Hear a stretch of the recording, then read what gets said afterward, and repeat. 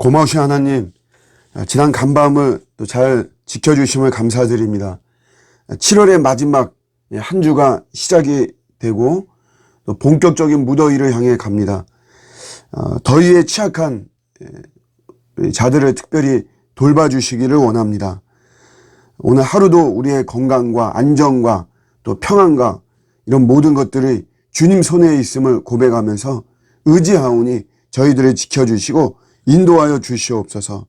삶의 평안이 욕망을 향해 쫓아가고 성취할 때 오는 것이 아니고 그 욕망을 대적하고 멀리할 때 오는 것이고, 또 우리 주님을 찾을 때 우리 주님이 반드시 우리 삶을 평안케 하는 줄로 믿습니다. 주님, 저희들의 가정과 일터 또 이 민족과 사회를 주장하여 주시옵소서. 감사드리고 예수님의 이름으로 기도드립니다. 아멘. 오늘 주시는 말씀은 이사야 44장 9절 말씀입니다. 우상을 만드는 자는 다 허망하도다. 그들이 원하는 것들은 무익한 것이거늘 그것들의 증인들은 보지도 못하며 알지도 못하니 그러므로 수치를 당하리라. 아멘. 우리 신앙과 삶에서 항상 조심하고 경계해야 하는 것이 바로 우상입니다. 이런 우상을 숭배하는 것, 이런 것을 항상 점검하고 또 조심하고 경계해야 되죠. 우상이라는 것은 전통적으로 하나님보다 더 사랑하는 것을 말하죠. 우선순위에서 하나님보다 앞서는 것이 우상입니다. 세분하면 내가 실망하는 것, 내가 아주 극심하게 실망한다. 그러면 뭔가 내가 그것을 우상으로 삼았기 때문에 실망감이 큰 겁니다. 내가 불평하는 것이 있다면 사실 그 불평하는 것, 내가 우상으로 삼았던 것이 제대로 작동하지 못하거나 그것이 나에게 만족이 하지 못하기 때문에 우리가 불평하는 것이죠. 그 불평하는 그것이 우상인 것이죠. 내가 심히 걱정하는 것, 또 내가 피난처를 삼는 것, 또 내가 분노한다. 아니면 내가 어떤 비전을 삼는 것들, 또 중요한 가치를 삼는 것들. 사실 이런 것들이 우리 우상이 될 수가 있습니다. 우리 목사들에게는 지적으로 보이려고 하고 영적으로 보이려고 하고 하는 이런 것들이 사실은 뭐 당연히 그렇게 해야만 되는 거죠. 지성이 있고 영성이 있고 이래야 되는데 그런 것들이 자칫 잘못하면 하나의 우상이 될 수 있다라고 하는 것이죠. 왜 이렇게 이제 우리가 사람들은 우상을 숭배하나? 일단은 불안하니까 그렇습니다. 뭐 가뭄이 오고 홍수가 오고 태풍이 불어서 일터가 흔들리고 내가 어려움을 당하면 어떡하나, 그런 불안감이죠. 부적을 갖고 있는 모습을 봤는데 코로나에 걸릴까봐 부적을 갖고 있다는 거죠. 그러니까 코로나에 걸릴까봐 그런 어떤 불안감이 있는 것이에요. 또 하나는 이제 만족을 추구하려고 하다 보니까 그런 데서 우상 숭배하는 거죠. 그 우상이 나에게 어떤 좀 힘이 되고 도움이 되지 않나. 우리가 좀 족한 줄로 알아야 되는데 그러지 않고 계속해서 만족을 추구하다 보니까 우상을 숭배하고, 공허한 마음이 있습니다. 사람들은 뭔가 이제 채우기는 채워야 되죠. 그래서 우상을 숭배하는 이런 모습이 있죠. 근데 사실 이런 것들의 해결은 근본적으로 하나님과의 관계를 통해서 해결이 되어지는 것이에요. 사람들은 다 불안하죠. 또 공허한 마음이 있고 또 만족이 채워지지 않는 것이 있습니다. 근데 이런 것들이 그런 세상 것들을 통해서 되어지는 것이 아니고 하나님과의 관계를 통해서만이 이런 것들은 해결이 되는 것입니다. 불안은 하나님과의 밀접한 관계를 통해서 우리가 해결이 되는 것입니다.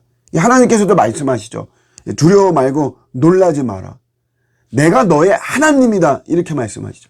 그러니까 나와의 관계, 하나님과의 관계를 통해서 이런 불안의 문제들은 해결이 되는 겁니다. 만족이나 공허함도 마찬가지죠. 하나님의 영으로 채우는 것이에요. 하나님의 영으로. 사람들은 이 공허함을 돈이나 명예나 권력이나 또 내가 하고 싶은 것, 내가 좋아하는 것, 뭐 이런 것들을 통해서 채우려고 하죠. 그러나 항상 말씀드리지만 이렇게 해서 채워지는 것 같지만 반드시 어느 날, 특히 어느 날 밤이죠. 주로 밤에. 어느 날 밤에 이게 전부인가? 내가 이러려고 이렇게 모질게 살았나. 그런 생각이 반드시 드는 겁니다.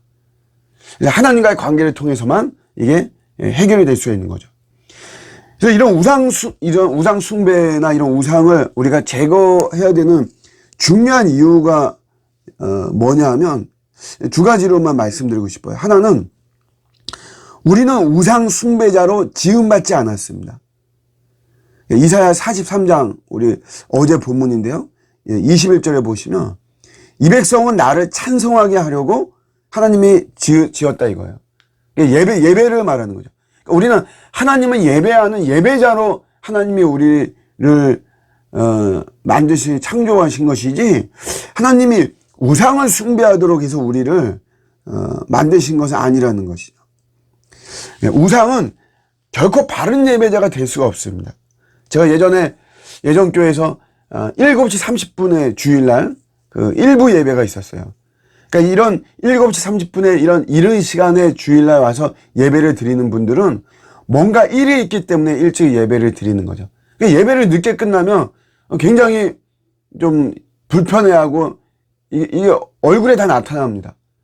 보면은 이제 주로 골프 치러 가는 분들이 그렇게 이제 그런 예배 그냥 가긴 그렇고 차마 신앙적인 양심이 있으니까 그렇고 그러니까 와서 예배 드리고 가는데 그 예배가 늦게 끝나봤자 5분이거든요. 근데 그 5분 늦는 거를 못 참아가지고 불편해하고 그런 걸 보면서 그게 무슨 바른 예배가 되겠나. 예배자의 뭐 참된 모습이 되겠나. 그런 생각들을 좀 하게 되죠. 그리고 또 하나는 우리가 우상 제거가 중요한 거는 참된 소명의 길을 갈 수가 없습니다. 우리는 모두가 다 소명이 있거든요. 근데 우상은 이게 변질시키는 거예요. 구약에 거짓 선지자들이 많이 나오는데 뭐 신약에도 그렇고 요즘도 사실 있고 근데 이들이 처음부터 나는 거짓 선지자가 돼야지 이렇게 하지 않았습니다. 처음에는 다 순수했죠.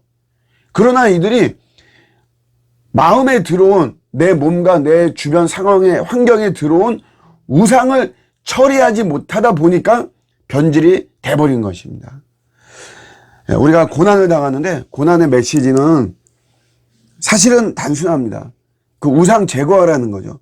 내가 사랑했던 우상, 내가 의지했던 우상, 내가 무엇보다도 먼저 찾았던 우상, 그거 없애라는 것이에요. 그리고 소명자와 사명자로 살아라 하는 것이죠. 어느 날 우리 우상의 변신이 있어요. 우상의 변신. 예전에는 그냥 단순했죠.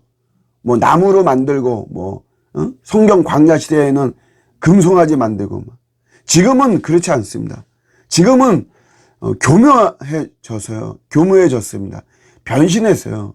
그래서 내가 우상을 숭배하는지도 모를 정도가 됐죠.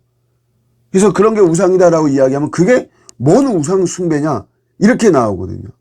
우리 문화에 깊숙이 들어와 버렸다는 것이죠. 그렇기 때문에 우리가 우상을 잘 분별하고 하는 것이 중요합니다. 나의 우상은 무엇일까요?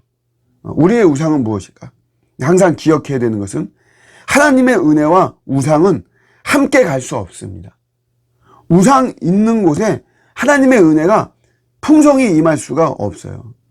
우상이 없는 곳에, 그래서 하나님의 영이 거할 수 있는 곳에 우리 주님의 은혜가 풍성히 임하는 것입니다. 오늘 나의 우상은 무엇인가? 우리 다시 한번 돌아보면서 그런 것들을 제거하고 우리가 참된 예배자, 참된 소명자의 삶을 살아가는 오늘 복된 하루가 되시기를 주님의 이름으로 축복합니다. 아멘.